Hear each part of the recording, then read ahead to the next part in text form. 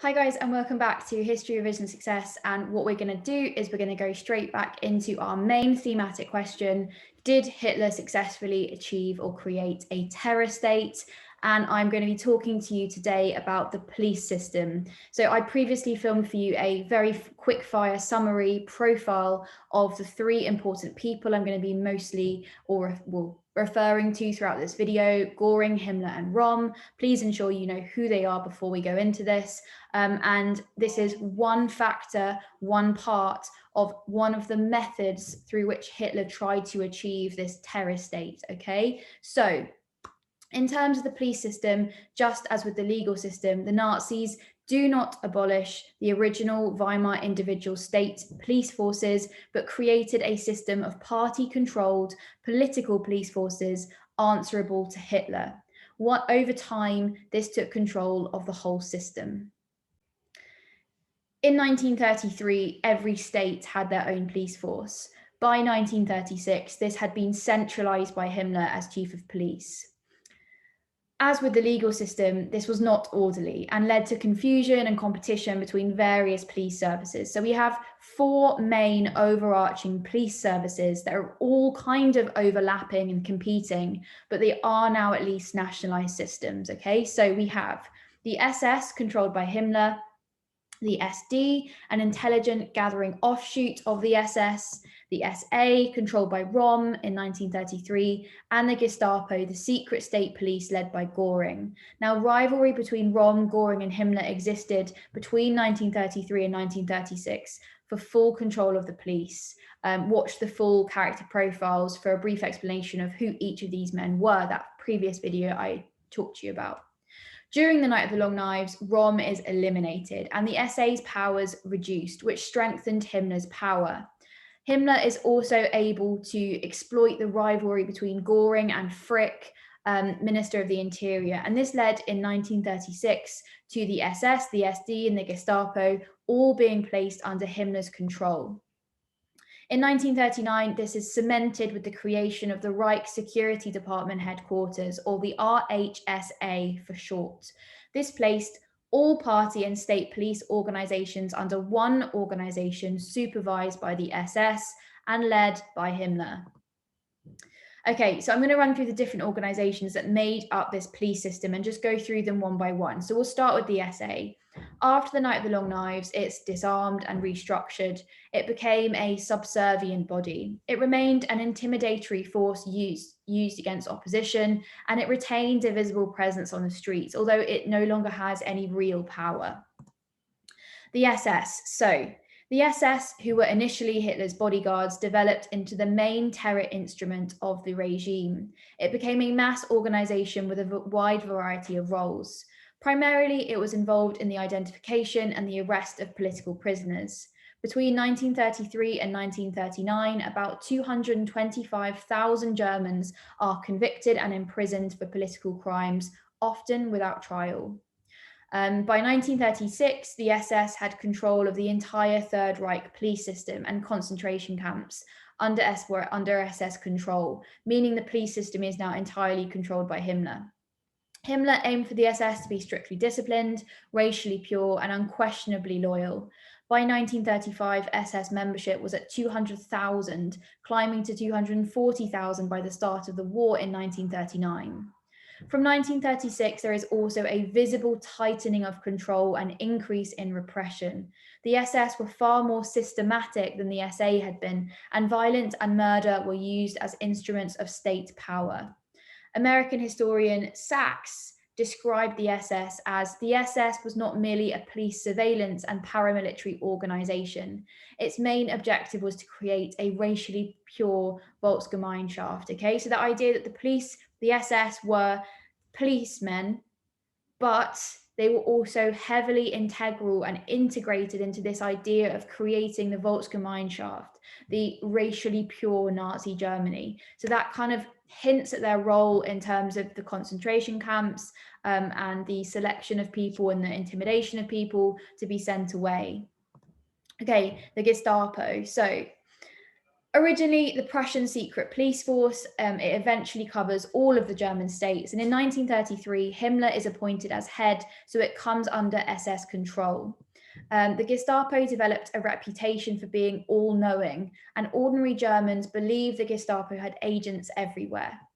In reality, it was actually a very small organization with only 20,000 officers to cover the entire country. Most were office based rather than field agents, and many were professional police officers who saw their role as serving the state rather than the Nazi Party. The Gestapo depended on informants to supply information, particularly because of their small size. So, activists who were asked to spy on their neighbours and colleagues. Every block of flats had a block leader who would then report suspicious activity. Others would voluntarily denounce friends, colleagues, neighbours, and often this was as a result of a personal grudge rather than real information. In evidence collected about denunciations of people committing race crimes against the German race in Wolfsburg from 1933 to 1945, 57% came from reports from the general population and only 0.5% from observations by Gestapo agents. So that shows just how limited the Gestapo's actual investigatory powers were, and that actually most of this information is coming from people themselves. I'm just going to go over a couple of criticisms that we can make about the Gestapo so you can effectively evaluate them. So, in terms of weaknesses, then, it lacked the personnel to effectively enact central directives. For example, major areas like Frankfurt and Hanover and Bremen had less than 50 officers each. Dusseldorf, who had a population of 4 million, had only 281 agents in 1937. So that highlights the significant lack of manpower that the Gestapo actually had.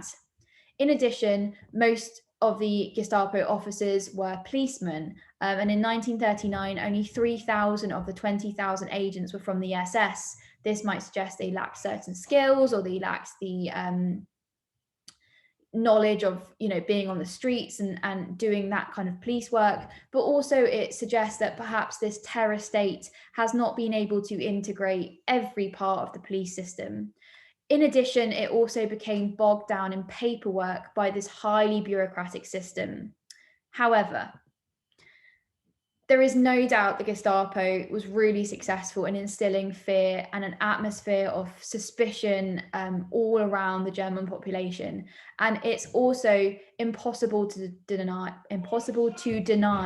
that this stifled political debate and criticism. Ian Kershaw labelled it the ideological powerhouse of the Third Reich. And Kershaw actually made a very interesting comment on the Gestapo's merge with the SS. So he said the most powerful agency of repression merged with the most dynamic ideological force in the Nazi movement. Malman, another historian, also describes it as omniscient, omnipotent, omnipresent, all-knowing, all-powerful, everywhere. So just to clarify, the SS and the Gestapo originated as two independent bodies. The Gestapo, a state body, the Prussian secret police, the SS, a party body created originally to be Hitler's personal bodyguards. In 1936, when Himmler was made chief of German police, the overlap occurs as he's given control of the Gestapo as well as the SS that he already had. Okay, so two independent bodies that are then put together, although they remain separate, but they are both led by Himmler. Right, that's the Gestapo. So I'm now going to talk about the SD. So the SD was established in 1931 as the Internal Security and Intelligence Service of the SS. It was led by Heydrich, and after 1933, the SD's role was intelligence gathering. It monitored public opinion, for example, reported on who voted no in the plebiscites. So therefore was very, very important in ensuring conformity, passing that information on to people like the Gestapo to deal with these people. And by 1939, they had 50,000 officers. It was a wing of the SS, the most powerful Nazi mechanism in Germany. And interestingly, most SD members were Protestant, had served in the military, and had a significant amount of education. 14% had doctorate degrees. However, it did work independently of the Gestapo, and this led to some overlap and confusion where they might be doing the same thing. It was staffed not by professional police officers, but amateurs who were committed Nazis. So again, we could criticize the effectiveness of the SD in terms of the fact they rely heavily on people bought in by ideology rather than talent. Concentration camps, okay, so kind of the final cog in this police system. Now, concentration camps were prisons where prisoners were forced to work. They were not the same as the extermination camps established in occupied countries after 1942, so be careful with that, okay? So the first concentration camp was set up in Dachau near Munich in 1933, and it housed mostly communists, socialists and trade unionists at this point, so political prisoners. Many of these prisoners are released once they are committed to stop resistance through a kind of, regime of brutality and torture at the concentration camp. So it's very, very opposite to the role of the camp system with the Holocaust and with the treatment of Jewish prisoners or those targeted because of their race or ethnicity or religion or whatever. It's a very separate system. It's a holding place. It's a place for work, to put people, to break their spirit, to then be released back into Germany in some instances. From 1934, all concentration camps came under the SS control, which meant the treatment of prisoners became systematic. The system was reorganized and from 1936 began to deal with those considered undesirable, habitual criminals, asocials, and in this context, asocial is used to refer to people who do not conform to the norms of the Volksgemeinschaft, including beggars, the homeless, alcoholics and prostitutes, and non-Aryans. Those who were mentally or physically disabled were also classed in these categories, and therefore at this point the camps were starting to be used as a method of purifying the race. Now, it's clear that the police system was chaotic. How then is it efficient or successful? Internal rivalries actually created a degree of effectiveness. When you're in competition with somebody else, it sometimes brings the best out of you. You're working incredibly hard. We had an extensive police machine, and popularity of Hitler's policies made opposition difficult. Hitler had also inherited a well-established administrative and industrial structure, which he did little to disrupt. So he's very lucky in that sense that while he does little to change the systems he's given, the systems he's given work really well. Now, I believe that the terror network, the police network, works alongside the propaganda method that Hitler uses. So please go and watch that as well to understand how they work together.